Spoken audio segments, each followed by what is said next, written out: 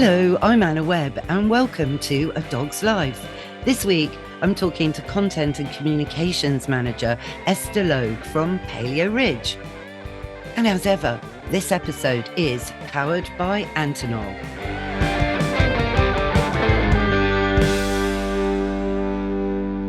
Esther Logue, welcome back to A Dog's Life.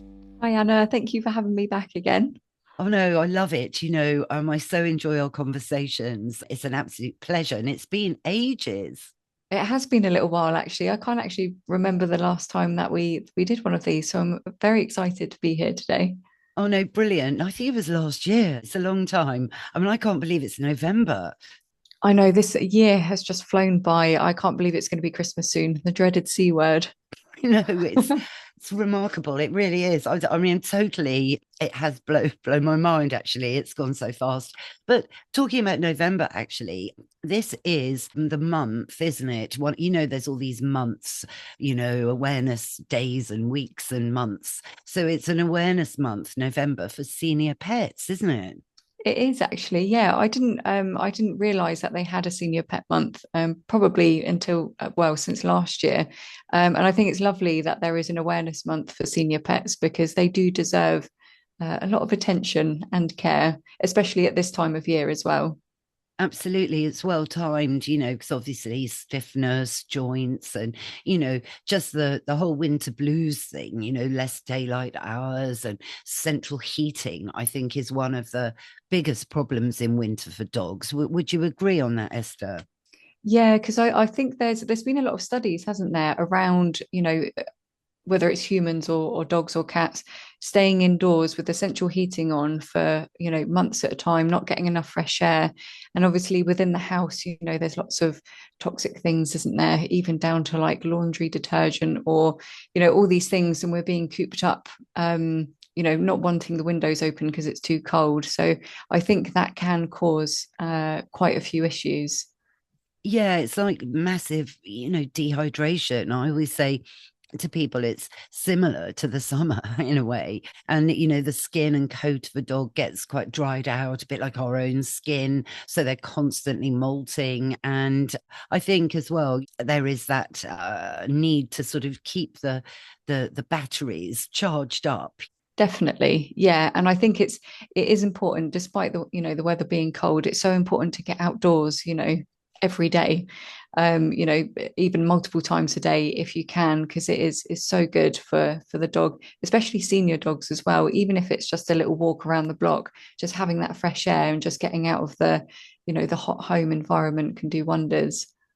100%. And yeah, with seniors as well. I mean, both mine are seniors at the moment.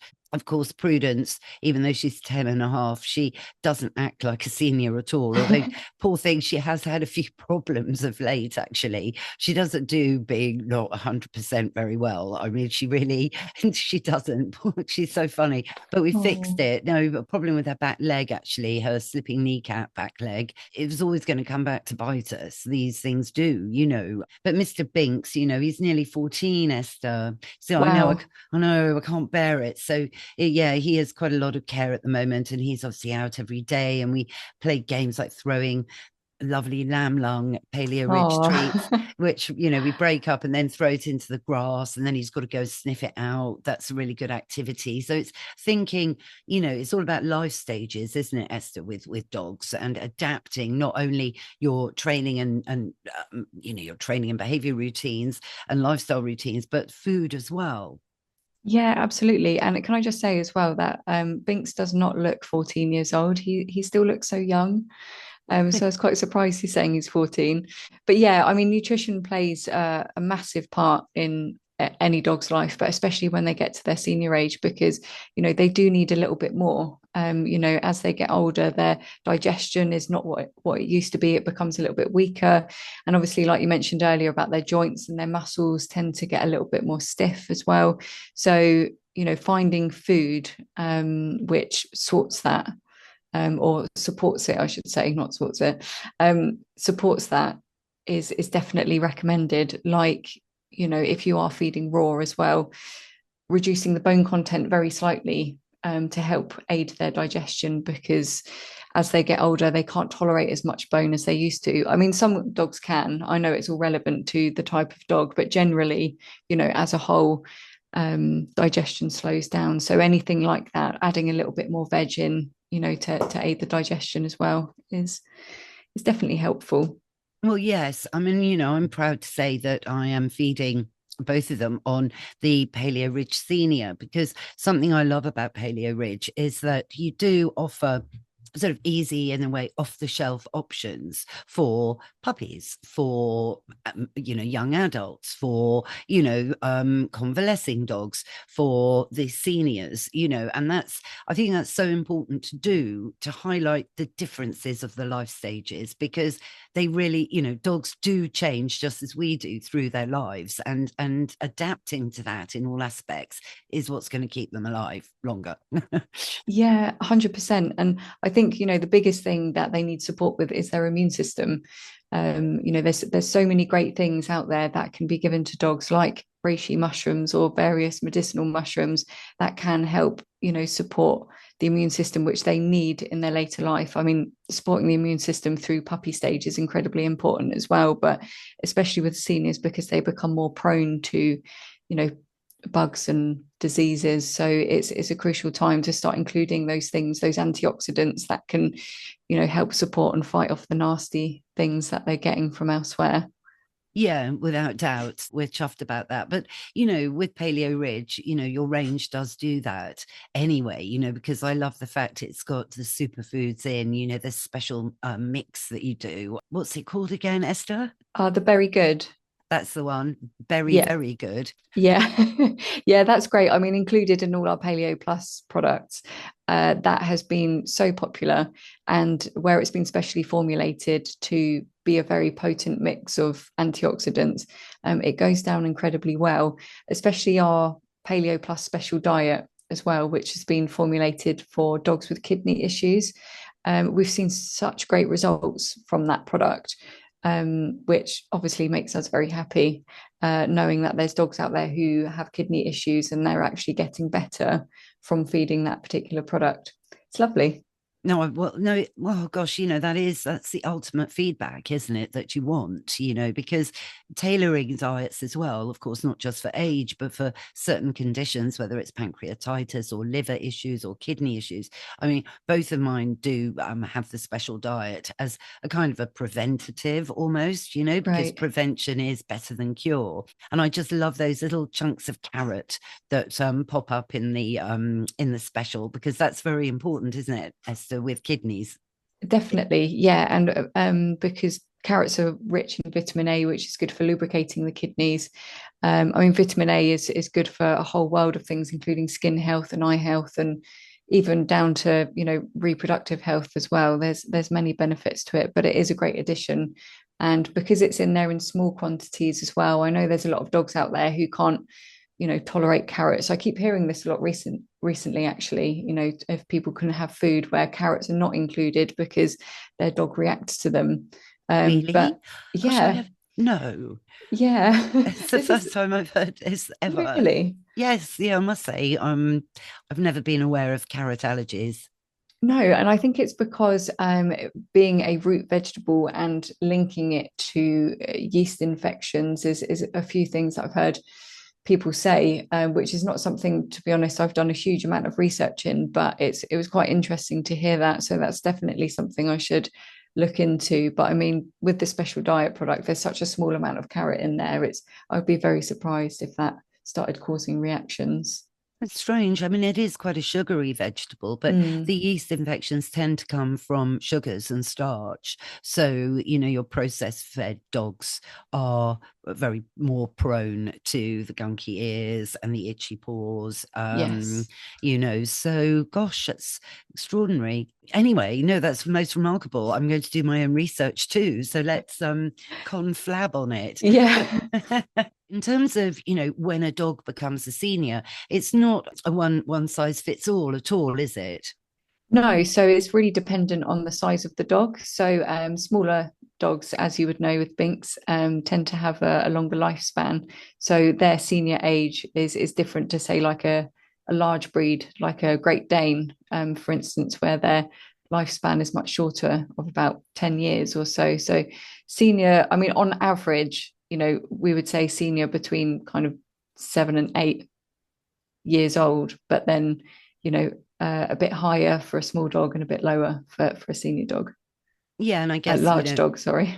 yeah, yeah, exactly. And also, the care and the diet and the health and welfare of those dogs from puppyhood really will all impact. I've known, bull terriers, for example, live till they're 17. That's incredible. Yeah, no, it's absolutely true. And the ETT, I know a couple that are 16 at the moment. Equally, I've known some at the age of 9 to be going quite poorly. So it really depends on the individual dog and the individual owner. Absolutely. And I also think as well, you can, as a pet parent, you can kind of tell when your dog is starting to slow down as well. You can start to see those key signs of, becoming a bit slower, or just, uh, avoiding bigger jumps up to the sofa, or something like that. You can start to see them, start to change very slightly. And I think it's at that point really that you can start to take those extra measures. Absolutely, adding in possibly a few supplements here and there, and of course, just being creative about their lifestyle routine and upping the ante a bit and adapting your routine to them. Absolutely. But what else has been going on at Paleo?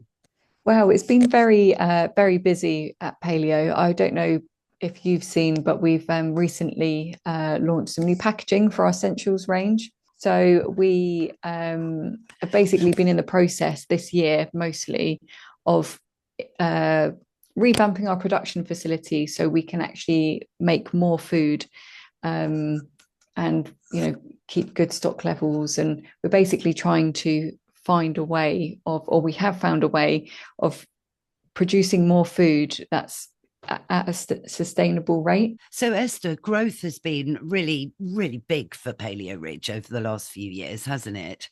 It has, yeah. So we've actually doubled in size over the past 5 years, which is, incredible. It's brilliant that we're reaching more and more people, which is always our goal, really, is to, spread the word about raw.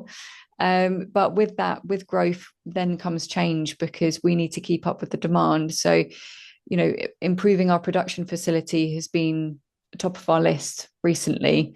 So we've actually been doing research into what machinery we can buy, what packaging we can, develop, so that we can actually get more products produced at a good rate. Wow.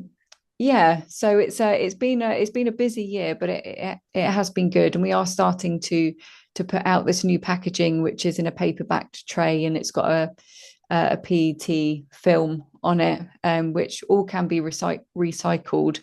But we were experiencing issues with our previous cardboard packaging, with leaking in transit and things like that. So we're always looking for ways to improve. So we're hoping that this new packaging is going to alleviate some of those issues, and whilst trying to be as sustainable as possible.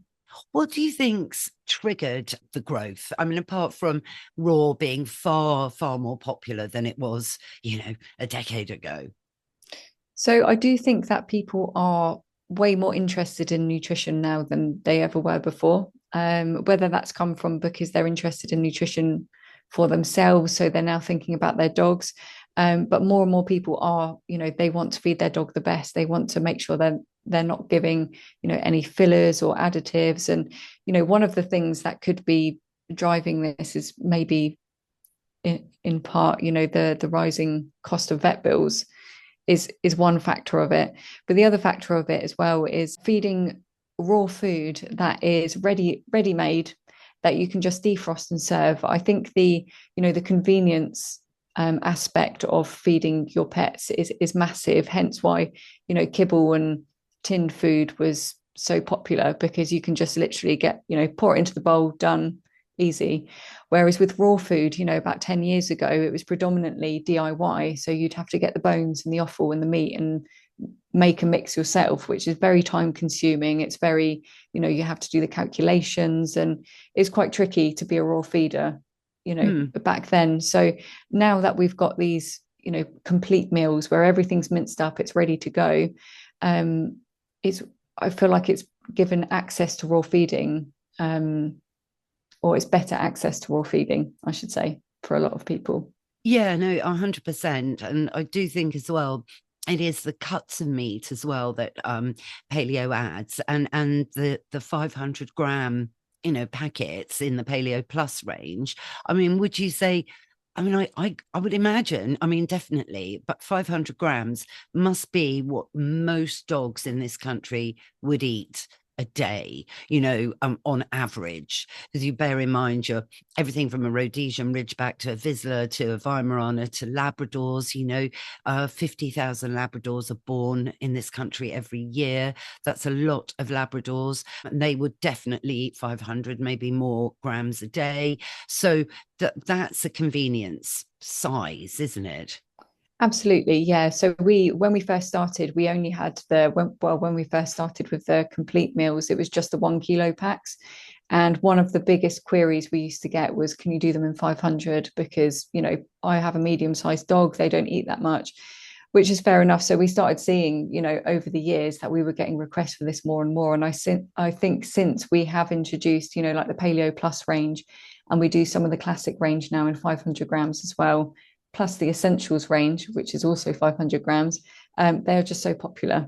And even though we do still sell a lot of 1 kilo packs, the 500 grams are, yeah, have probably taken over. And that is because more people have small to medium dogs these days. Yes, absolutely. I mean, little Mr. Binks, he just weighs under 5 kilos. So I feed him about 150 grams a day. Um, Oh, I know. So that's your small dog of size, Is Paleo still doing the smaller packets as well, the 250s? yes. So we still do the classic mini at the moment. So I think where we've had our website changed as well, they're not in their own category anymore. But if you click onto the classic products, you can see which ones we still do in the 250-gram pouches. We would ideally like to do more of the range in these smaller pouches because they are very handy, especially for people like yourself who have the smaller breeds. And something we would love to do is to do the Paleo Plus in those 250 grams. There is no plan for that at the moment, but I think potentially in the future that would be a good avenue to go down. Yeah, definitely. I agree with that because there are a lot of small dogs out there, but there are also still the big ones, Yeah. So I think it's one of those. I think it depends where you're living, really. I think in London, obviously, there are more smaller dogs. Having said that, I'm training a Labrador cross Vizsla on Thursday, so it's a mixed bunch, but everything's adaptable. But I love the idea of an automated production line. I'm just fascinated. One day I must come down and have a look at how this all works in real life. I've seen things like that on telly where they make, pork pies and they're all going along and they will, yeah. I mean, so I suppose it's similar, isn't it? Yeah, absolutely. So this new machinery that we've got with the new packaging, it's when we got it first set up and I saw a video of it, I was like, wow, this looks incredible. To be able to have the products go through a machine and be created that quickly is just not something we've ever had before. So I think we're able to produce kind of about 55% more than what we were producing, which is a huge amount. And it's just going to help us more and more as we grow and develop. So yeah, it's quite exciting actually seeing all the products on the line going through so quickly. And I know it's taken our the guys in the production facility as well, a bit of getting used to with how quickly they come out. I'm looking forward to seeing all of that on social media. I should imagine that can make some, I don't know, good posts or not, maybe. I don't know, sort of meat being, I don't know. Yeah, I think it would be good actually. We will start getting some content out there because I think it would be good, especially for the people who've been with us since we first began, to see when we use the tabletop mincer to now the machinery that we've got is quite substantially different, and it's nice to see you know how far we've come really. And obviously we couldn't have done that without the support of our loyal customers, so we are forever grateful that people keep returning. Yeah, well, as you say, people are, looking for food that will fuel the batteries at a cellular level, going back to talking about winter months, keeping us healthy. Not all raw is the same. I mean, something I particularly love about Paleo Ridge is the combination of the different offal ingredients, because it's all totally sustainable. These are cuts of meat that, humans won't eat. So if they weren't going into dog food, that it would be big waste. And as David Attenborough says, we mustn't waste anything. Yeah, I think, that's what every raw dog food company should do, really, because it's, you hear these horror stories of, animals just being slaughtered for specific cuts of meat and then the rest being wasted. It's just awful. And there's so many great parts of an animal that are edible that might not be as desirable for humans, but are perfectly safe and delicious and nutritious for dogs. So it's like, why not use those cuts of meat? And, with our different ranges as well, we have different types of cuts of meat in each of them. For instance, the Paleo Plus has very premium cuts of, various different organs and meats, which is fab. But I think it's really important to, make sure that the meat that we're sourcing is from ethical farms, because there are so many places which aren't ethical. And I know it's important to a lot of people as well to make sure that the animals have lived the best life that they could have in those circumstances. So, we take great care in our supply chain. I know we've discussed this before, but, going out to see the farms and seeing how the animals are treated. And I'd like to think that every raw company does that. They might not, but I think that's what every raw company should be doing. Yeah, 100%.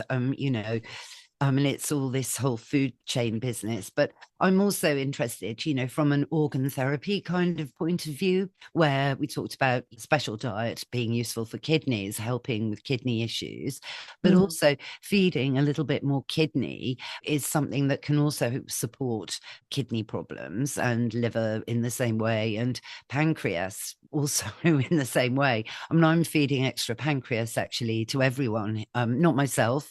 I should just quickly add, as a way of just supporting the pancreas, actually, because everyone's got a problem with their pancreas, at least, and I hope I haven't, but certainly Baggy has, Binks has, and Prudence has. Yes, amylase results on their recent bloods were all over the place, shouldn't have been for the dogs at all. So that's a worry, big worry. Yeah. That's really concerning. And you start to hear more and more actually about pancreas issues within pets as well.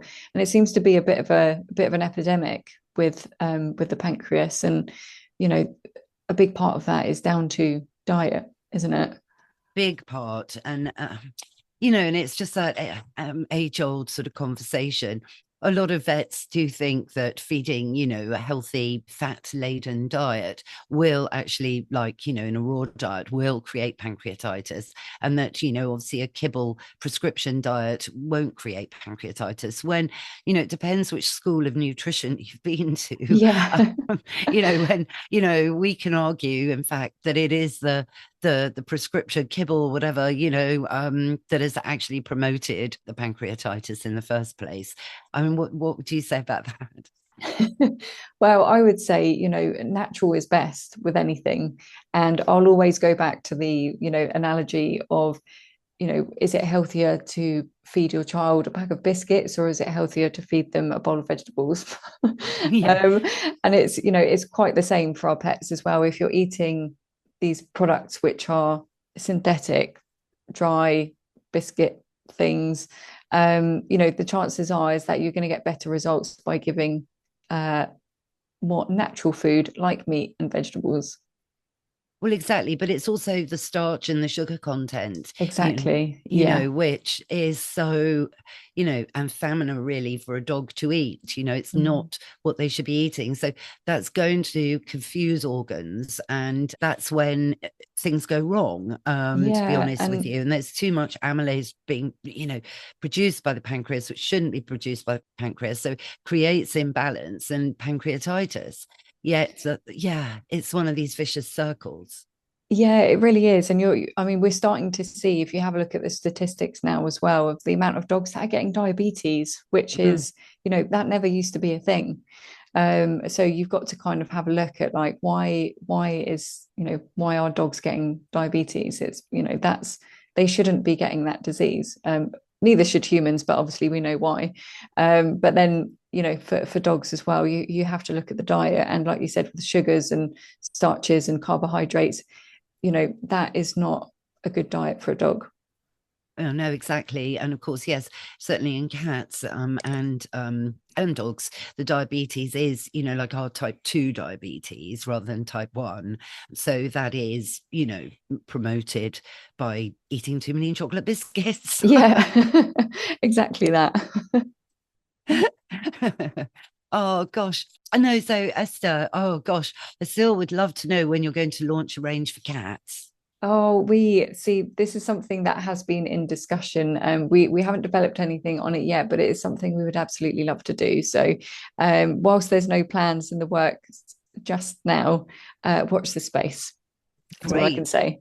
No, how exciting. No, that sounds brilliant. And yeah, I can't wait. I've got to come down and see this new automated factory.